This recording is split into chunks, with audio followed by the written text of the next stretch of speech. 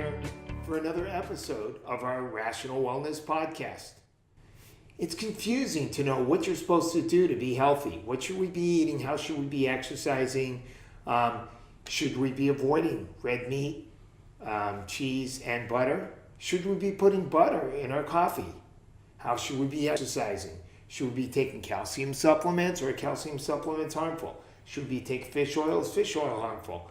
My goal is to bring clarity to some of these issues using the top scientific research and interviewing experts in the field who can help us understand some of these issues.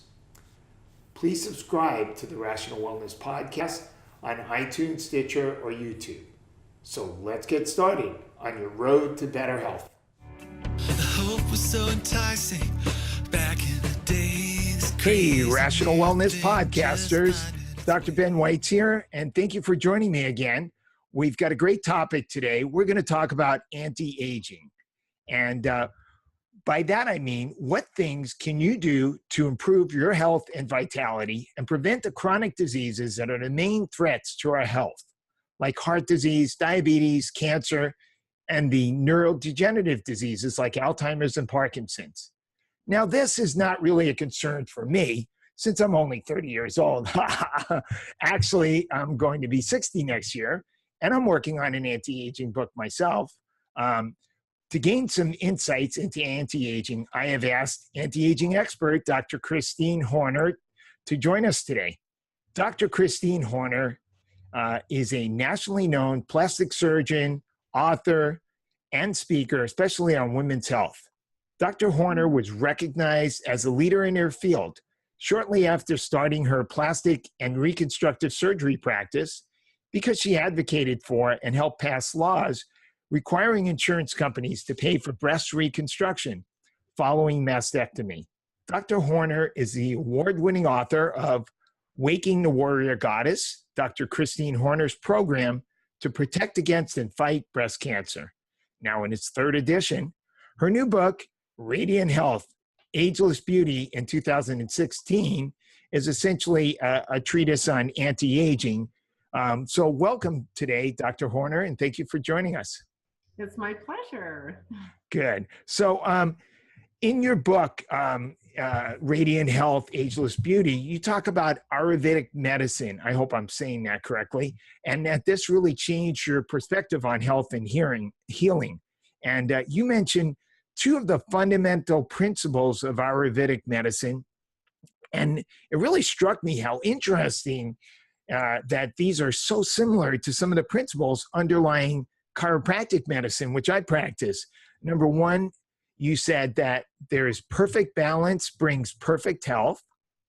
And number two, perfect health is achieved through enlivening your inner healing intelligence. That's so interesting. Can you tell us a little bit about your experience with Ayurvedic medicine? Well, sure. So it's pronounced Ayurveda. Okay. Ayurveda. I'll never be able to say that. Oh, you should. Ayurveda. Oh, okay. So Ayur means life and Veda means knowledge. So it literally means the knowledge of life. And when I went through medical school, and I'm also a board certified general surgeon as well as a board certified plastic surgeon, I realized I actually learned nothing about health, like nothing. I learned about diseases and what we could do to help to suppress their symptoms using medications or, using surgery to cut things out. But but as far as how do you create and achieve excellent health, Western medicine basically knows nothing about it. I didn't even have a single course in nutrition going through this training. So not a surprise. Yeah. So and things haven't changed up till today. Well, a little bit. So, but basically, Western medicine is a disease, care system, and it does acute things fairly well, but it doesn't do chronic diseases, very well. But my main issue that came when I was doing a lot of breast reconstructive surgery and noticing that my patients were getting younger and younger until finally I was doing breast reconstruction for breast cancer patients in their 20s. And I was like, oh, something's very wrong with this. So this is 20 years ago, and I started going through the medical research. I mean, before we had any kind of conversation in our culture about natural health, I had no idea what I was going to find. I thought the pharmaceutical company sponsored all the research, but lo and behold, here it is 20 years ago. I found thousands of studies showing exactly why we have a breast cancer epidemic, everything we're doing to contribute to it, and the things that we traditionally don't do in this culture that are highly protective. And they were all natural. And lo and behold, this is true for every kind of chronic disease that human beings get too. So the stats are about 95% of the cases of breast cancer could be prevented just through diet and lifestyle alone. And again, that's pretty much true for most chronic diseases, from heart disease to diabetes to even, dementias.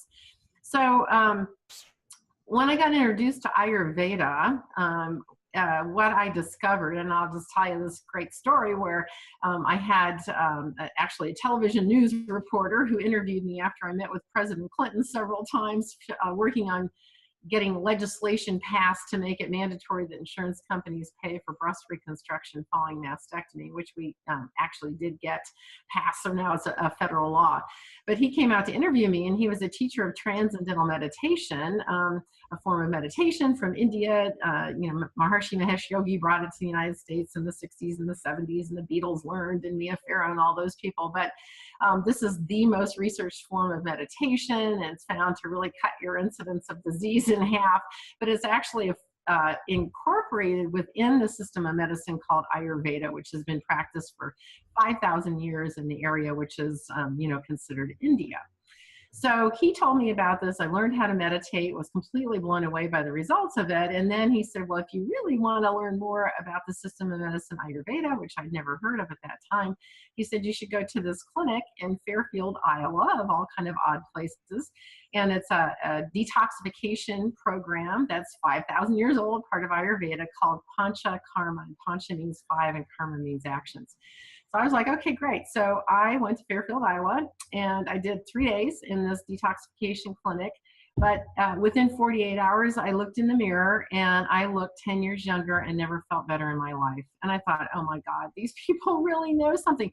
So I really started studying Ayurveda like crazy and became certified in it. And then I thought, there's so many simple things that people can do that can really make a dramatic difference in their health. And we, doctors don't know it. And so I pitched the television stations in Cincinnati, Ohio, where I used to live. I live in San Diego now.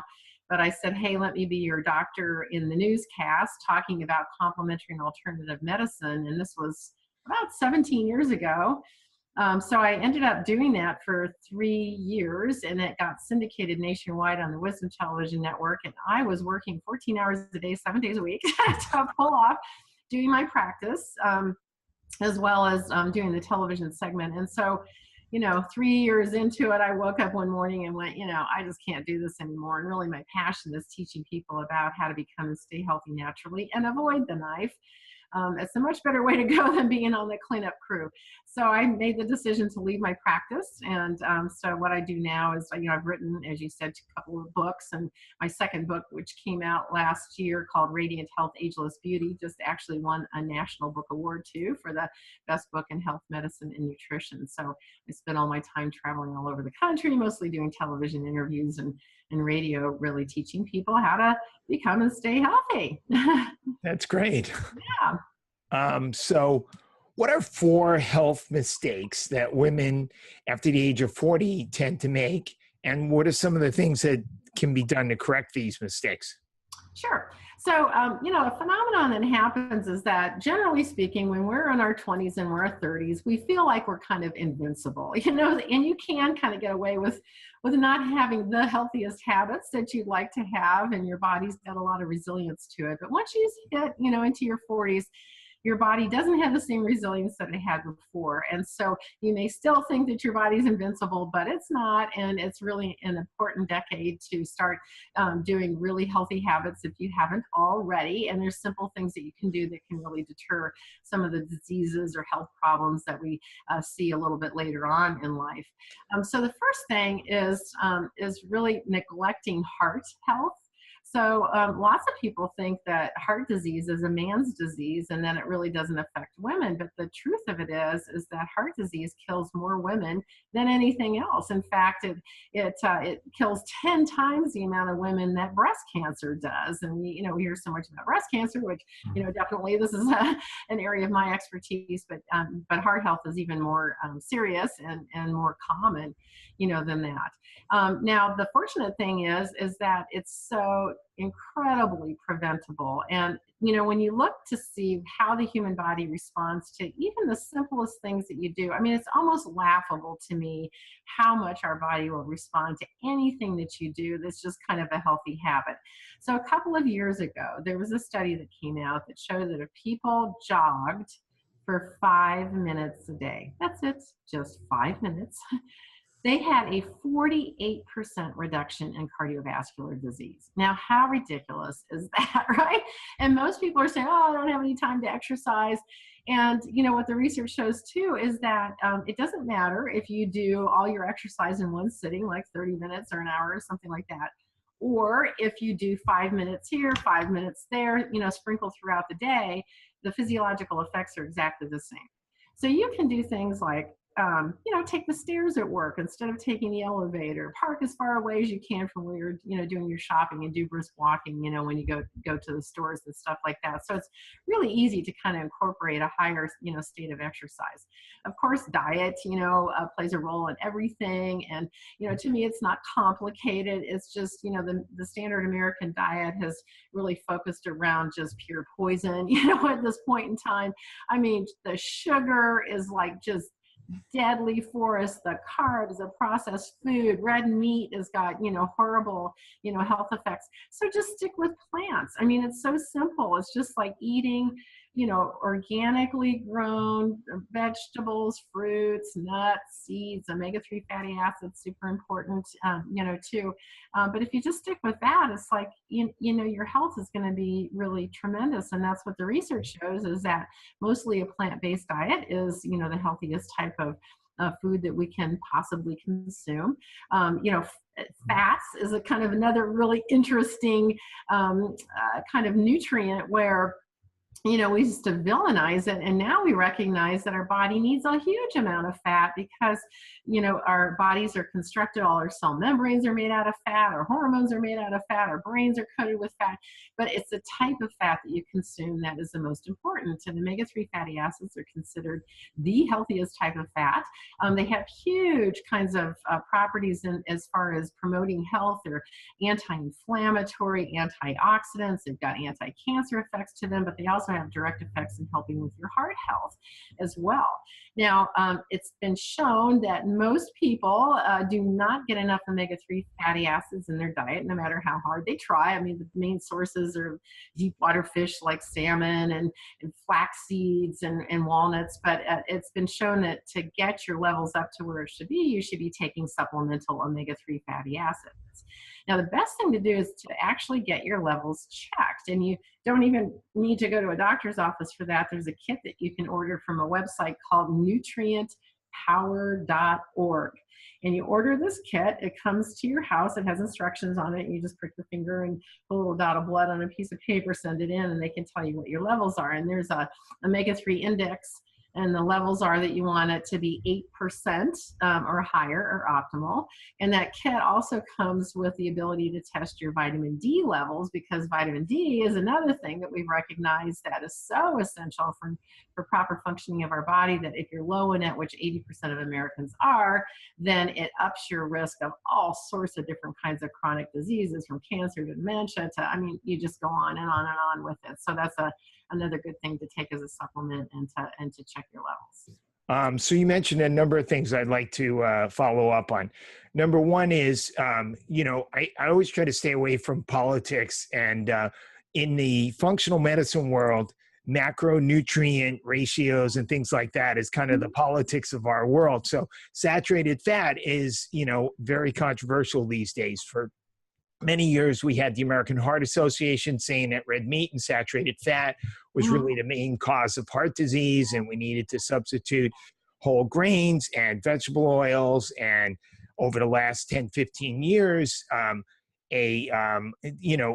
there's been a movement towards away from a plant-based diet, more towards a paleo diet and even ketogenic. And I would say, from my context in the functional medicine world, more people tend to be in favor of grass-fed red meat than against it, and they see sugar as a much bigger factor. And then recently we had the American Heart Association publish another paper saying, no, the problem is really saturated fat, and we need to substitute vegetable oils like canola oil and soybean oil and et cetera, et cetera. So you touched on, you said you thought red meat was bad or it contributes to heart disease. Mm-hmm. What do you think about grass-fed red meat as compared to conventionally grown beef? And, what do you think about the controversy? Is saturated fat really, is that the main cause of heart disease? So, yes, questions. So first of all, we'll hit the red meat. So I haven't eaten red meat since I was 14 years old, and I'm actually older than you by a year.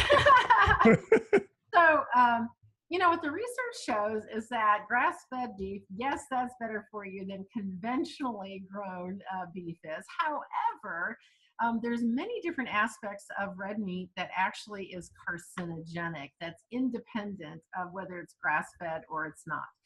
So if you cook meat at well-done temperatures, there's new carcinogens that form that are called heterocyclic amines. Right. Incredibly carcinogenic. They increase your risk of esophageal cancer, stomach cancer, colon cancer, breast cancer, on and on. Also, people... But how about if you don't cook red meat like that? You don't grill it. Oh, yeah, that's great. Well, so in taking in extra iron, this is another source where this got the blood in it. And so they found that people who have excess iron in their body, that's the thing that gets converted into a hydroxy radical, which is an extremely strong oxygen-free radical. They find plaques that contain this iron in the blood vessels that promote cardiovascular disease, as well as plaques in the brain that are associated with dementia.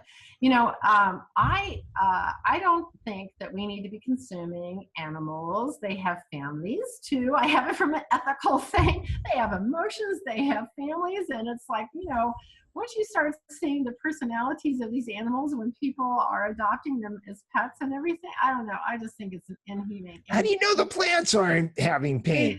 Come on. Get out of here. So, anyway, get out of here. So anyway, I don't agree with that. Now, there's the big cholesterol myth, right? So we say Yes. cholesterol causes heart disease. What we found is that's not actually true, that it has much more to do with inflammatory markers. Meat is pro-inflammatory, it creates acidosis in the body. And so, the thing that you really want to do, again, if you mostly consume a plant-based diet and the healthy types of fats, the omega-3 fatty acids, then you're going to minimize your risk of any of these diseases. Now, saturated animal fats do not have a great effect on the human body. They cause our cells to become more insulin resistant, which is promotes type 2 diabetes as well as many other types of chronic diseases. They have a tendency to be pro-inflammatory. Inflammation is a contributor to many of these diseases as well. Now, the animal or the plant sources of vegetable, sources you're talking about, those are not good oils, because those are omega-6s. And omega-6s, yes, we need them, but if you have them in excess amounts, then those are pro-inflammatory and pro-disease, producing too. So it's much better to do these omega-3 fatty acids. There's certain saturated vegetable oils like organic coconut oil, which is unbelievably healthy for the human body. So it's not that it's the saturated fat necessarily. But the American Heart Association says that coconut oil, because it's mostly saturated fat, is going to kill us. Yeah, right. Okay, so they about coconut oil is amazing and incredible health properties. So that's your preferred oil for cooking? I use coconut oil for all my cooking, and that's because the heat temperature of it, is extremely high, so you don't get trans fats that form when you're cooking at higher temperatures, and it's been shown to be incredibly anti-inflammatory and has profound effects on brain function, where it can even help to reverse dementia. Yeah. Mm-hmm. to another thing to follow up on, if we're talking about heart disease, what do you think about bioidentical hormones? Women after menopause, Okay. are often prescribed hormone replacement or, dealing with hot flashes and night sweats and some of the other symptoms of menopause. And then, we had the landmark study that showed that, these hormones actually increase your risk of heart disease, not lower. Originally, it was thought that the reason why women have an increased risk of heart disease after menopause is because the estrogen drops, and that replacing the estrogen would actually lower their risk. And then we had that landmark study that came out, the Women's Health Initiative, that showed that there was actually an increased risk in heart disease. And so everybody stopped taking their hormone replacement therapy, or a lot of women did, and doctors stopped prescribing it as much. But a lot of functional medicine doctors prescribe bioidentical estrogen, and with the idea that it's much safer, and that the estrogen that was used in the Women's Health Initiative was horse estrogen, Premarin. And just recently, there was a follow-up paper published saying that from the same Women's Health Initiative, that women who took the Premarin or Prempro combination of a horse estrogen and synthetic progesterone actually did not have an increased risk of heart disease. So where do you weigh in on the hormone replacement? Sure. Yeah. Well, just to mention a phenomenon that's occurring in the U.S. right now too, is that the age of puberty is getting younger and younger. So around the world, the average age of puberty is about 16 to 17 years old. And now in the United States, it's about 10 when girls are starting their period. 10? Wow. And there's actually some really significant health consequences that can occur with that. And the reason we think that that's happening is because, we've got all these growth hormones and kind of different types of chemicals that are added to our food supply and so forth that are estrogenic. And that's why we think we're having this incidence of puberty going on. Now, some of the health issues that can occur when girls start their periods at a younger age is they have a much higher incidence of breast cancer later in their life. And we're also finding that there's a tendency for them to go through menopause early. So we're actually seeing that women are starting to get symptoms in their late 30s or even in their 40s. And as a former breast surgeon who worked with breast cancer patients, I think if at all possible, you do not want to be adding extra hormones to your body. I don't care in what form, that they are, because there is an increased risk that's, associated with it. With bioidentical hormones, you have to do research for 20 years to get accurate statistics on breast cancer. That hasn't been done. To me, it's like an insane thing that we're doing, just like we did before. Oh, this is the fountain of youth. You should be taking it. Now we're doing it in the bioidentical form, saying, oh, this is much safer. Well, that hasn't been proven over the long period of time and you have to do prospective, double-blind, placebo-controlled studies. That hasn't been done. We don't have that information. Right. So for me, and of course, the argument why that's not being done is that, a lot of the research money is coming from drug companies, and you can't patent a natural hormone. Well, here's the thing that just makes much more sense to me. So in Ayurveda, we talked about this at the beginning. It's like everything that you do, the food you eat, even the thoughts that you think, are having an effect on your physiology, either putting you into balance or taking you out of balance. If it's putting you into balance, then what it does is it enhances your body's own inner healing intelligence, which can then produce the exact amount of hormones of each type that you should have for yourself at your age. We're not that smart. We just do this kind of one size fits all thing, to give to women. And it's like we weren't designed that way. If you are having menopausal symptoms, it is your inner healing intelligence telling you, hello, you're doing something I don't like. And instead of saying, hey, what am I doing that you don't like, and correcting that, then we just artificially give hormones to shut up our internal healing intelligence. Now, what we find is that if, in Ayurveda, we're doing comprehensive holistic approach. So we could say, all right, what are you doing in your lifestyle that is throwing you out of balance the most? And we might find that you're staying up too late at night. You stay up to midnight on a regular basis. Well, the human body was designed to go to bed by 10 o'clock. And we have all these hormonal fluctuations throughout the day and throughout the night. And if you go to bed before 10 o'clock, those hormonal fluctuations are optimal. If you go to bed after 10 o'clock, they're not. And so people who stay up to midnight on a regular basis have such severe hormonal imbalances. And I'm not just talking about estrogen, progesterone, testosterone, but also insulin and the sleep hormone melatonin and cortisol, the stress hormones, and all these things are interrelated. So what they found is that people who stay up to midnight on a regular basis have almost twice the incidence of heart disease, diabetes, obesity, and certain cancers like breast cancer. Now, I've worked with lots of women where it's like, I look and see, okay, what's the one thing that you're doing that's the thing that's throwing yourself out of balance the most? And we can identify that. Let's take the example of staying up too late at night. You start going to bed earlier, guess what? The hot flashes go away.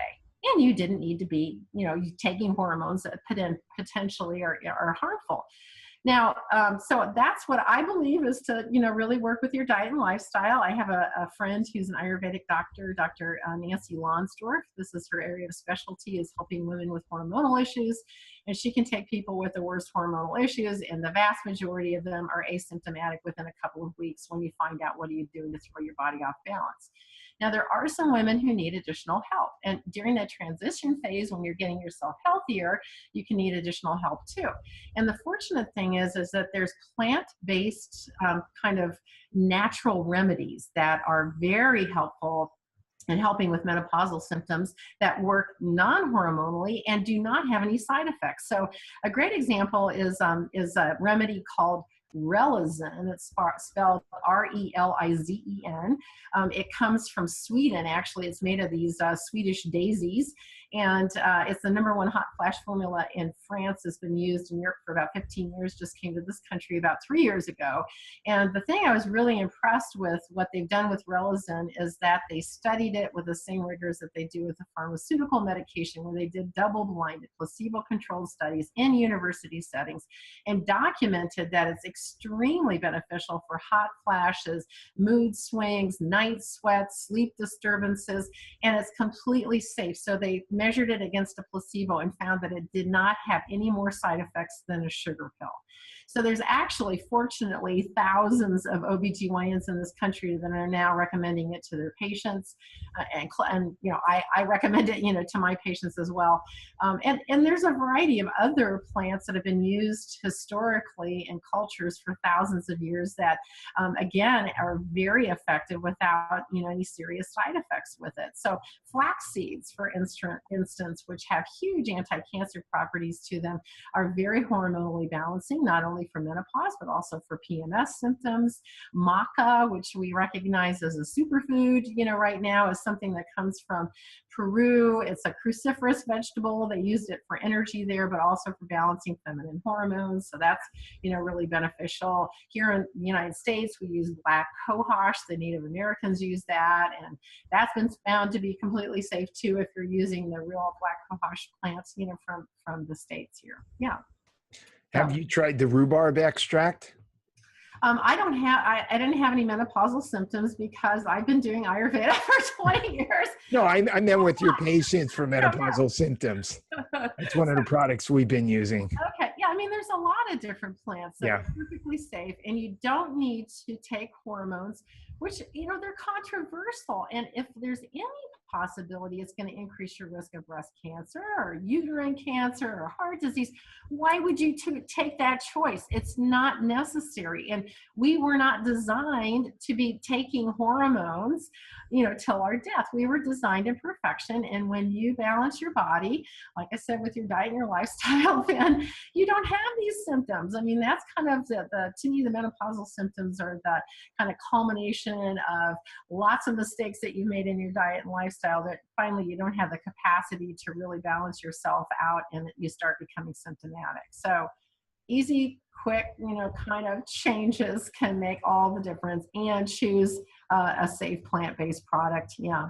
Yeah, I hear you. I'm on the same side with you there. Yeah. I just want to. I hope you don't mind. I want to hit the macronutrient thing one more time, and then we'll get off of it. Is just because I know that we have so many functional medicine practitioners that are so big on the paleo. Is so Uh-huh.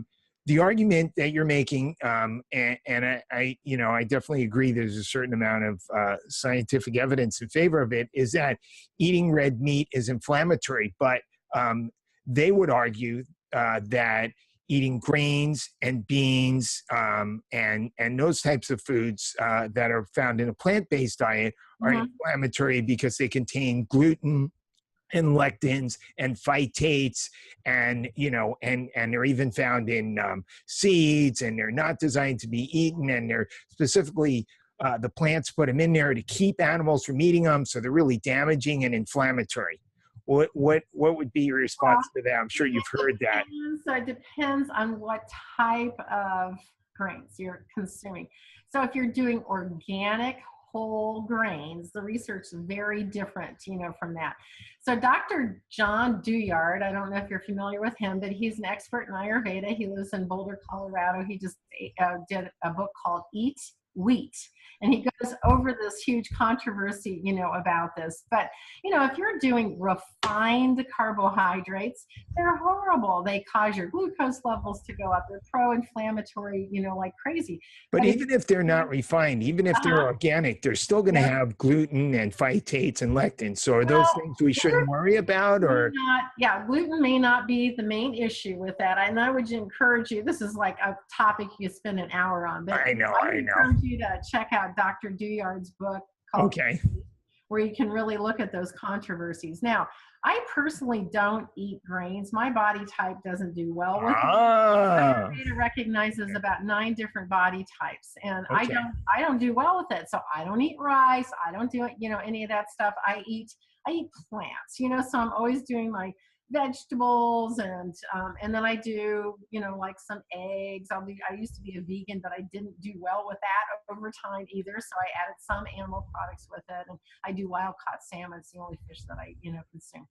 But yeah, so I think you have to really listen to your body. Ayurveda recognizes 9 different body types, and we know which ones where very specifically what vegetables, in fact, what are helpful for putting your body into balance or taking your body out. So it's way more sophisticated than just eat your vegetables. And yeah, so you can really refine your system based on what your body type is. And your book goes over some of those I do. types and some of the recommendations for each type. I absolutely do. Got a test in there so you can kind of figure it out and go through it. Yeah. Cool. The main thing too is that we were really designed to eat a very diversified diet. And if you look at the types of vegetables that Americans eat, it's pretty much one vegetable, which is French fries. And it's like, okay, why are we sick? The Mayans ate. Well, you're forgetting about the other vegetable, ketchup. Yeah.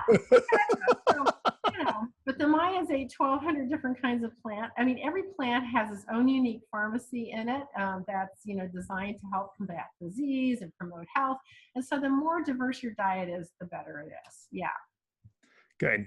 So I read over your book, and you describe Ayurvedic. I'm sure I said it wrong again, but Ayurveda. Ayurvedic. I'll never say it right. But I'm sorry. You have exercise recommendations in there, and you mentioned that exercise should only be at 50% of your capacity, and that you shouldn't really strain, because when you exercise, you shouldn't be out of breath, and otherwise it'll cause over-exercising. But myself, having been involved with exercise and bodybuilding and all this kind of stuff for years, no pain, no gain, straining, you should push yourself as hard as possible. And, it seems to me that you really do have to strain to get some benefits out of exercise, don't you? Well, interestingly, so Ayurveda, again, 5,000 years ago, they said you do this to 50% of your capacity. And so I experimented, with it, because like you, I am like an athlete, an exercise maniac. I did bodybuilding. I've done it all, right? So they actually have Ayurvedic kind of bodybuilding where you do this 50% of what your capacity, so you're not stressing yourself out, because that creates a lot of oxygen-free radicals in the body. And miraculously, all of a sudden you'll have a jump, in your conditioning without stressing your body out. So it is possible. Yeah. Interesting. Yeah. Do you find women are in denial about menopause? What are the symptoms you look? What are the signs you look for when women are in menopause?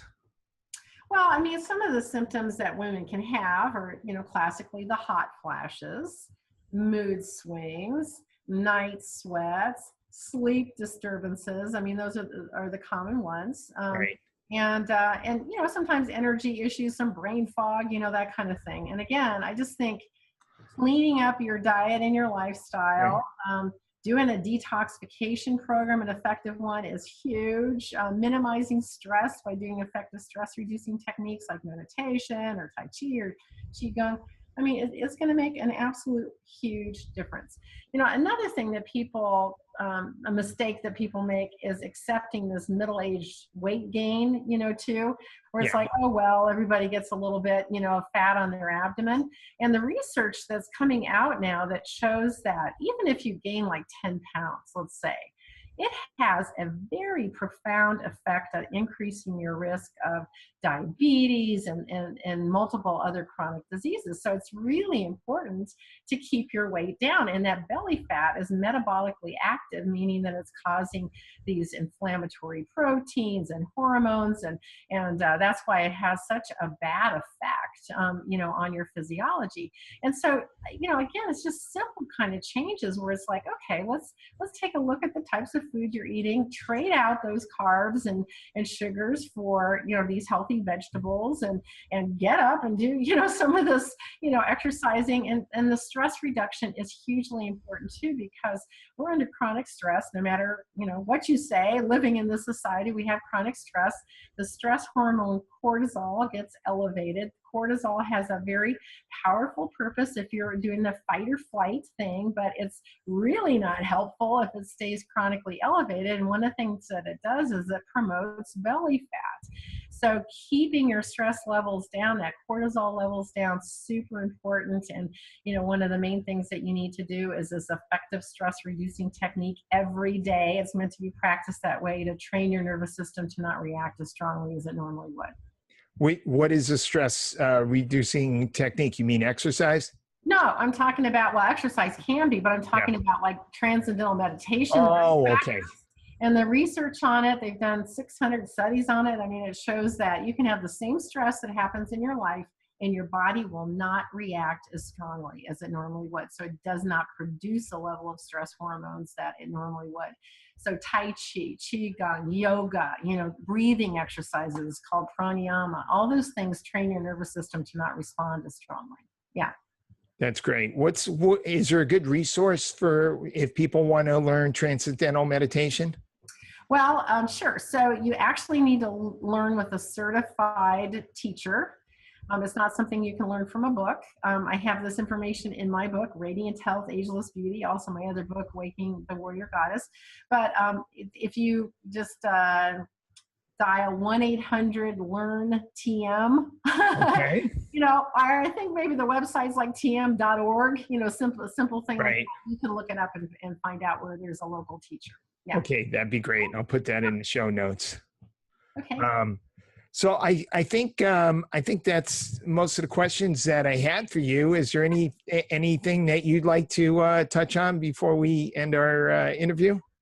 Well, one of my key messages is that becoming and staying healthy naturally is way easier than you think. I mean, like I said, the human body is incredibly responsive. You give it anything, it's so thrilled, it totally responds, like jogging 5 minutes a day.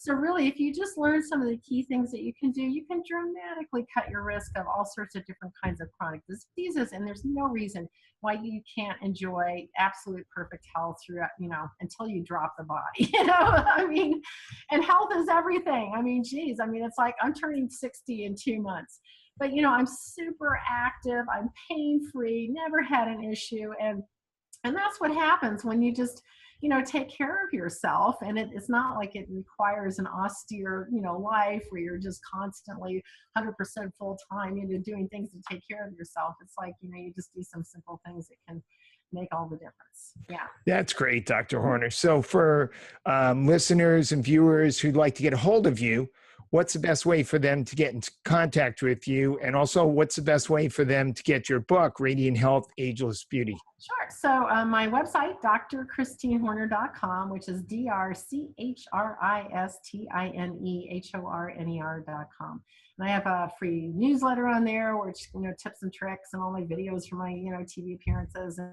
And then I also offer telephone consultations for patients that are interested in kind of a individualized program for their health, and particularly helping breast cancer patients with an integrative approach, which gives you a much higher probability of living a long, healthy life. So my books are available everywhere, Amazon, Barnes and Nobles. If you want an autographed copy, you can get it through my website, which again is drchristineHorner.com. Awesome. Thank you, Dr. Horner. Welcome. Okay. Bye. Bye.